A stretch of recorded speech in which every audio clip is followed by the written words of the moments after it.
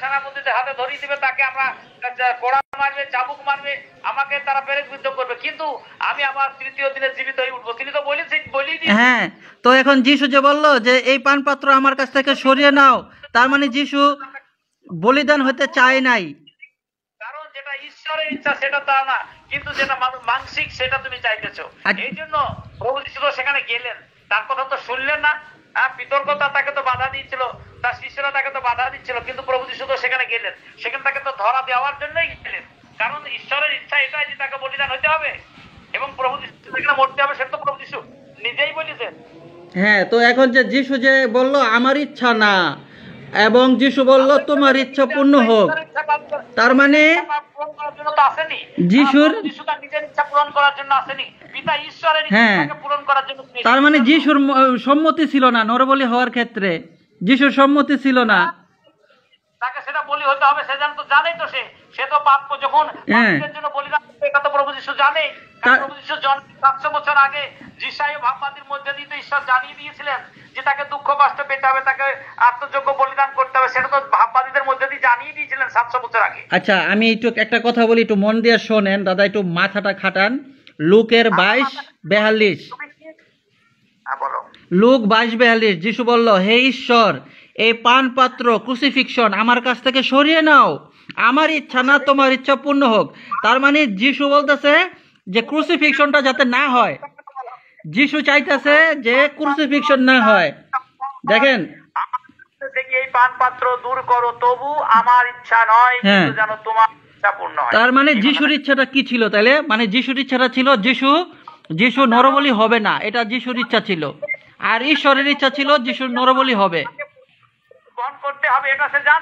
হ্যাঁ, তার মানে যিশুর সম্মতি ছিল না, নরবলিতে যিশুর সম্মতি ছিল না। হ্যাঁ, তো এখন কার ইচ্ছাটা পূর্ণ হয়েছিল? যিশুর ইচ্ছা পূর্ণ হয়েছিল না পিতার ইচ্ছা পূর্ণ হয়েছিল?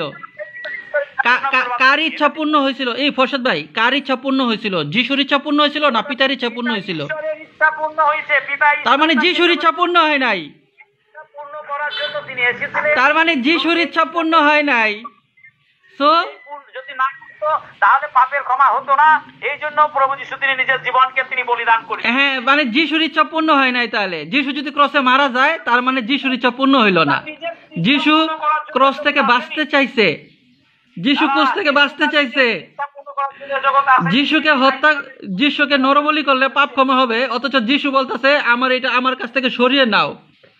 তার মানে যিশুর ইচ্ছা পূর্ণ হয় নাই। যিশু চায় নাই আপনারা পাপ থেকে ক্ষমা পান, যিশু চায় নাই আপনারা পাপ থেকে ক্ষমা পান।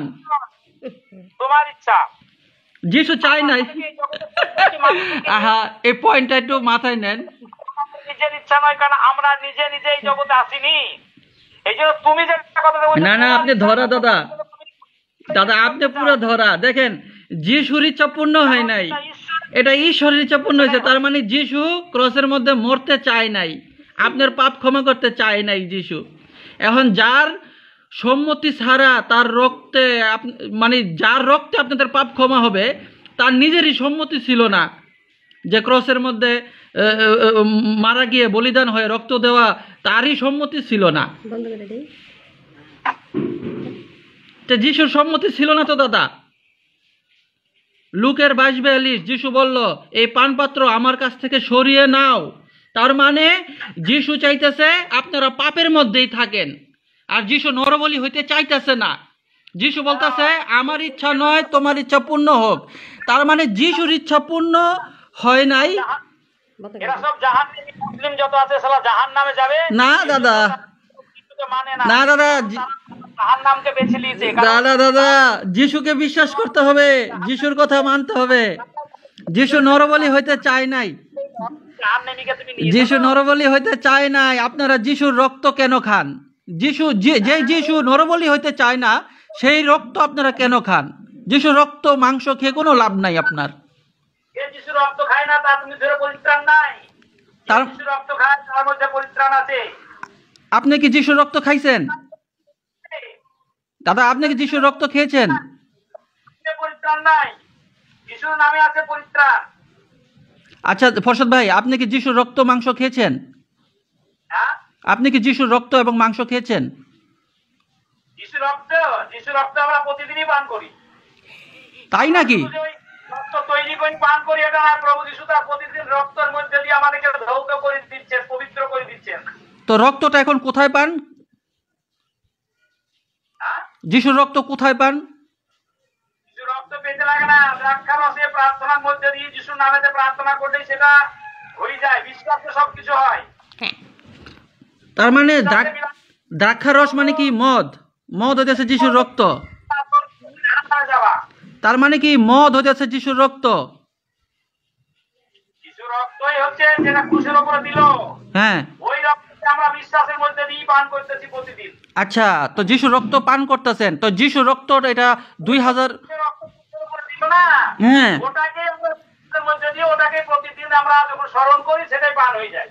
মানে ওটা আপনার কি মানে মদ খাইতে হয়, চার্চে গিয়া মদ খাইতে হয় নাকি? ওটাকে খেতে হবে তার কোনো মানে নাই তো। আর না। বিশ্বাসে সব না, যিশু তো বলছে খাইতে হবে। যিশু না, আপনি বলতেছেন না না খাইলেও চলে, কিন্তু যিশু তো বললো খাইতে হবে। যিশু এই যে যোহনের 6 অধ্যায়ের 47 থেকে 63 যিশু বলল যে আমার রক্ত খাও, আমার মাংস খাও। তারপরে আবার মথি 26 অধ্যায়ের 27 থেকে 28 যিশু বলল মদ হইতেছে আমার রক্ত, রুটি হইতেছে আমার মাংস, এটা খাইলে তোমাদের পাপ ক্ষমা হবে। তো যিশু বলতেছে খাও, আর আপনি না খাইলেও চলবো। তাইলে এটা কারে মানবো আমরা? তো দাদা শুনেন শুনেন, এই যে খ্রিস্টান নারীরা সন্তান প্রসবের সময় কষ্ট ভোগ করে, তার মানে তো আপনারা এখন পাপের মধ্যেই আছেন। আপনাদের তো পাপ ক্ষমা হয় নাই। ক্ষমা, দেখো যিশুর কাছে ক্ষমা। আচ্ছা দাদা, তাহলে পরে কথা বলো, পরে। আচ্ছা ফরশদ ভাই একটা লাস্ট কথা ফরশদ ভাই, একটা লাস্ট কথা শুনেন। পাবে না। হ্যাঁ দাদা। আচ্ছা, নারীরা, খ্রিস্টান নারীরা আদি পাপের শাস্তি ভোগ করে কেন? আদি পুস্তক 3 অধ্যায়ের 16 ঈশ্বর বলল যে তোমরা সন্তান প্রসবের সময় কষ্ট ভোগ করবে, এটা হচ্ছে তোমাকে পাপের শাস্তি। কিন্তু যিশুর নরবলির রক্ত এবং মাংস খাওয়ার পরেও খ্রিস্টান নারীরা আদি পাপের শাস্তি, যে সন্তান প্রসবের সময় কষ্ট ভোগ, এইটা এখনো করে কেন? তার মানে যিশুর রক্তে তো পাপ ক্ষমা হয় নাই দেখতেছি। আপনারা তো পাপের মধ্যেই আছেন। তুমি থাকো, খালি তুমি দেখতে থাকো, ওইভাবে দেখতে থাকো। আপনার মা কি আপনারে প্রসব করার সময় কষ্ট পাইছে? আপনার মা কি আপনারে প্রসব করার সময় কষ্ট পাইছিল? দাদা, আপনি আমার একটু জিজ্ঞাসা করেন যে তুমি কি আমারে প্রসব করার সময় কষ্ট পাইছো কিনা। তার মানে তো দেখা যায় যে খ্রিস্টানদের পাপ ক্ষমা হয় নাই, পাপের মধ্যেই আছে খ্রিস্টানরা।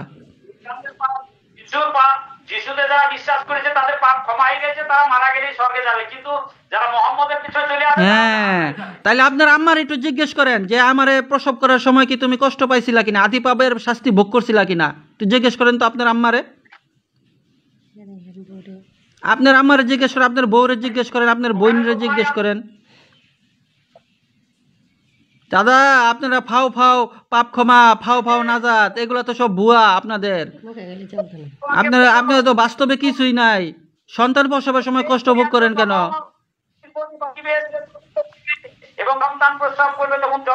আর গরু ছাগলরা তো আদি পাপের নিষিদ্ধ ফল খায় নাই। গরু ছাগল তো নিষিদ্ধ ফল খায় নাই, তো গরু ছাগল সন্তান প্রসবের সময় কষ্ট ভোগ করে কেন? একটা মুরগি ডিম পারলে কাউ করে কেন? ওরা কি নিষিদ্ধ ফল খাইছিল? একটা গরু, একটা ছাগল যে সময় সন্তান প্রসব করে ওরও তো কষ্ট ভোগ করে, তো ওরা কি নিষিদ্ধ ফল খাইছিল কিনা? আপনাদের এটি সবই ভুয়া দাদা, একটু চিন্তা করে দেন, সব ভুয়া।